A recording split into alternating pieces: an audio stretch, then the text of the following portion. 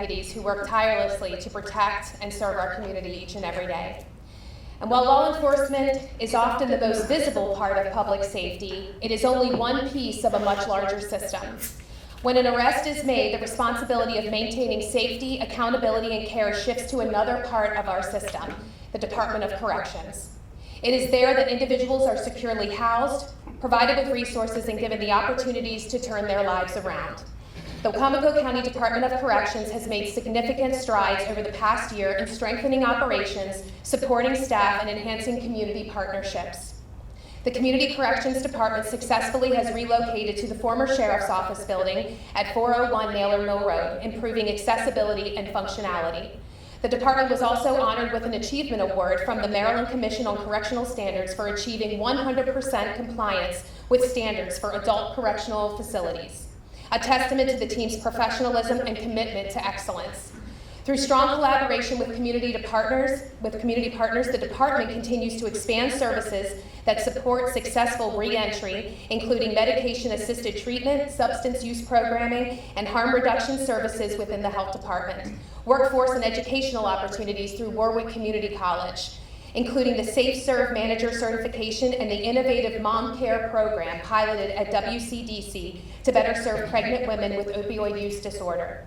Additional partnerships with health management associates are helping improve the quality and efficiency of care, both during incarceration and after release, particularly individuals facing mental health and substance abuse challenges. The department remains committed to investing in its staff by offering career in career advancement pathways, leadership development, crisis team training, and comprehensive wellness programs focused on physical, mental, and preventative health. Beyond the facilities, staff has demonstrated a strong commitment to service by volunteering with organizations such as Operation We Care, the Food Bank, Toys for Tots, the Children's Mental Health Fair, Erase the Stigma 5K, the Lions Club, and Veterans of Foreign Wars. As the department continues to grow, active recruitment efforts remain underway to attract dedicated professionals to join this mission-driven team. And as we look to the future, we continue to prioritize public safety, investing in our people, strengthening our resources, and ensuring that Wacomico County remains a place where not only residents live, but feel safe and protected every single day. And while public safety provides the foundation, it is economic development, wherever he may be, there he is down there. Economic development that drives opportunity. A strong growing economy means jobs for our residents, investment in our community, and the future that continues to move Wacomico County forward. It means supporting our local businesses, attracting new industry, expanding our tax base, and creating opportunities for the next generation to live, work, and succeed right here at home. From major investments in job creation to supporting small businesses and fostering innovation, the work being done in economic development is shaping the future of our county in real and measurable ways. And to share more about that progress and the exciting opportunities ahead, it is my pleasure to introduce our Head of Economic Development, also known as SWED, Dave Ryan. Thank you. You went to the Department of Corrections. I thought you were going to call me, and after Sheriff, I thought, we're in trouble. It's great to be here. I appreciate the invitation and the introduction tonight. I do want to share just a few highlights of our past year and our collective economic development efforts. And I want to start with the Salisbury Wacomico Regional Airport. It's no secret that Wacomico County and its partners at the state, federal levels, plus the private sector, has invested heavily in that airport in recent years, and for good reason. It represents an economic impact to our region of in excess of a couple $100 million a year. We can trace about 1,400 to 1,500 jobs directly to the presence of the airfield here in Wacomico. And it's one of those boxes that businesses and residents alike check before they relocate to a community. And if you think about the airfield and the activities that occur on the airfield, and three primary activities are scheduled airline service, which we're doing well, and I'm sure Tony will allude to that in his remarks. General and corporate aviation growth, and Azor flight support, the new fixed-based operator located here last July. Have a long history and a very experienced team in growing corporate and general aviation, and that shows great promise for our airport in the future. And then industrial and commercial development on the airfield. We are nearing completion of a site readiness program in the industrial park at the airfield. That would be Wicomico's third fully served commercial and industrial park, albeit targeting aviation, aeronautics, and aerospace. We began our FAA certified mechanic school. This is training airframe and power plant mechanics, which are heavily needed by the existing airlines and perhaps even future aviation maintenance operations as well. And I think whoever's sitting around these tables 10 years from now may very well point back to the establishment of the school as one of the reasons that you'll see growth in aviation and aeronautics and aerospace on that airfield. It can support all three of those activities: scheduled airline service, corporate aviation, and commercial development. Let me switch ports real quick and go to the Port of Salisbury. We worked with the Tri-County Council, the Lower Eastern Shore, the Rural Maryland Council, and Salisbury University through their Beacon Outreach program to conduct an economic impact study of the Port of Salisbury on Wicomico County's economy. We know the importation of petroleum, gasoline, stone, soybean oils, soybeans, grain up the Wicomico River each year reduces that cost for commodities for our supply chain industries throughout the community. We also know it takes about 42,000 trucks off the highways each year. It's a quiet asset, except maybe when those drawbridges go up, it gets a little under. But other than that, it's a fairly quiet asset, but a very important asset to our economy. We know we need sustained dredging for sustained commerce. And we know we need sustained commerce for sustained dredging. The report cites about $225 million economic impact, and we can trace about 600 jobs related to that port activity right here in Wicomico County. So again, whoever's sitting around these tables years from now will have that basis and underscores the importance of the port to our supply chain. I mentioned the site readiness program at the airport, and this is shovel-ready sites, preparing sites for future development. And we're doing the same thing in our commerce parks. So the idea is to design a large facility, which we've done, and plot it on a large parcel, and then go through that site approval process prior to construction and prior to prospect activity. By addressing the permitting requirements up front, we reduce risk, number one, in construction. We reduce the time cycle, so when we do have prospect activity, we can go immediately to construction.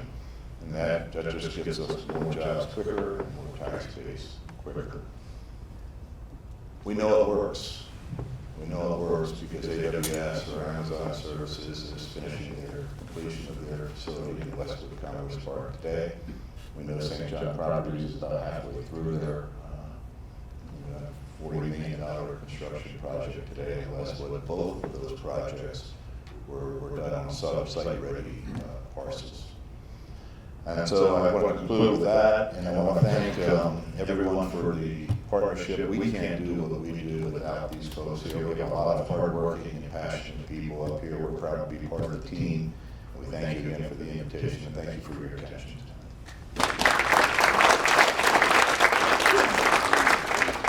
Thank you, Dave, for the incredible work being done to grow our economy and create new opportunities here in Wicomico County. The progress that we are seeing from business expansion to new investment is a direct result of vision and partnership. So thank you very much. And one of the greatest drivers of that economic growth is something that literally that connects us to the rest of the world, our airport. The Salisbury Regional Airport is more than a transportation hub. It is a critical economic asset for our county and the entire Eastern Shore. It supports business development, tourism, workforce mobility, and continues to position Wicomico County as a place that is accessible, competitive, and ready for growth. From new routes and expanded service to infrastructure improvements and long-term planning, the momentum at our airport is helping elevate the entire region. And to share more about that progress and what lies ahead, it is my pleasure to introduce our Director of Aviation, Tony Rudy.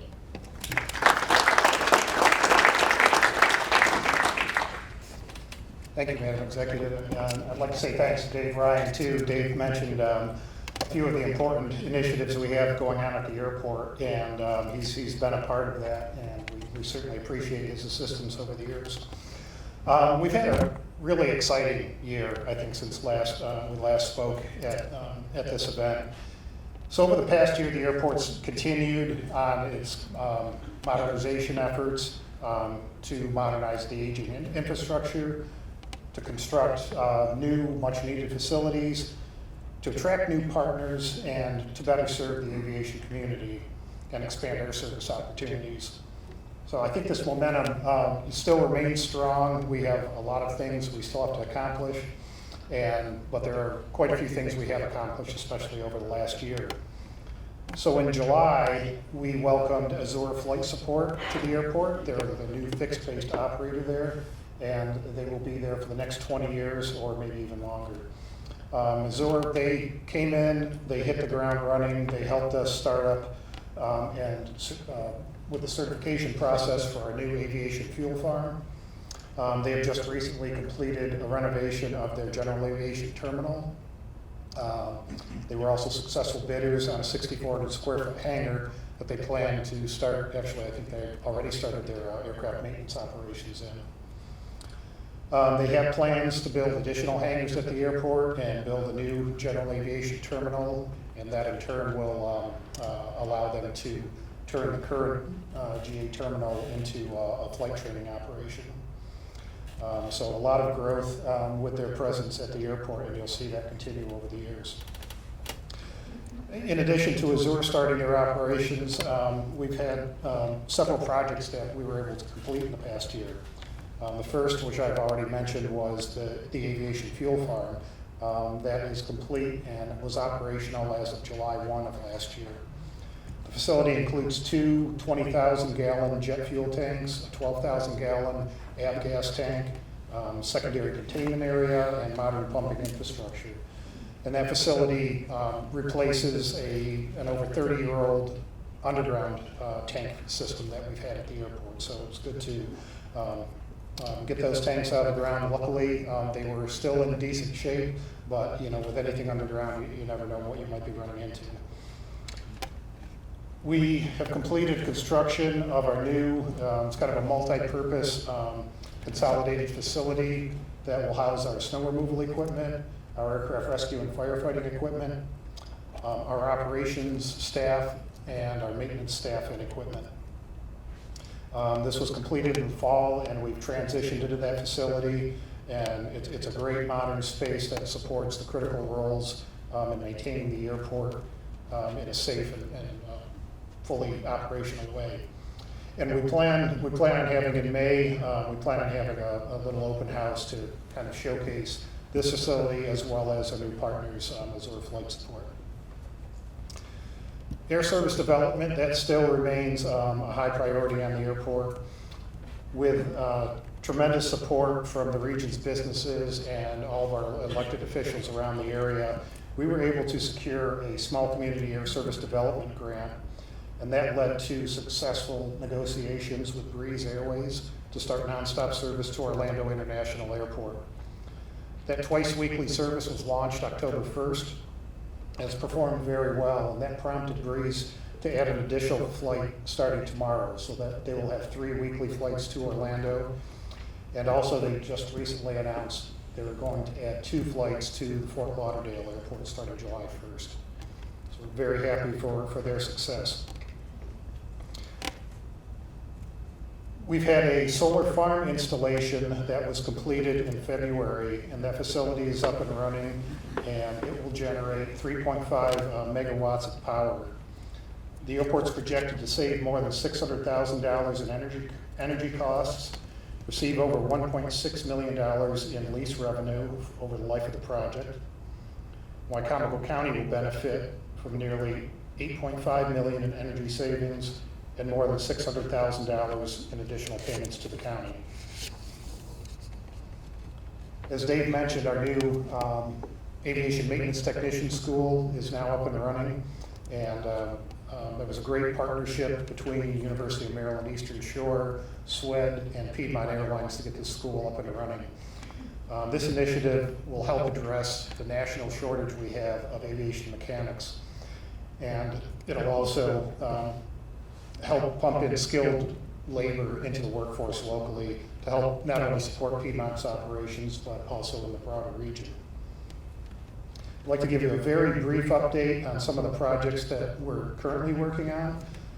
Probably the most exciting one is the runway extension. That started last year. It's expected to be completed by the fall of this year. That's a 1,200-foot extension to the runway. Will greatly increase the service capacity that we have.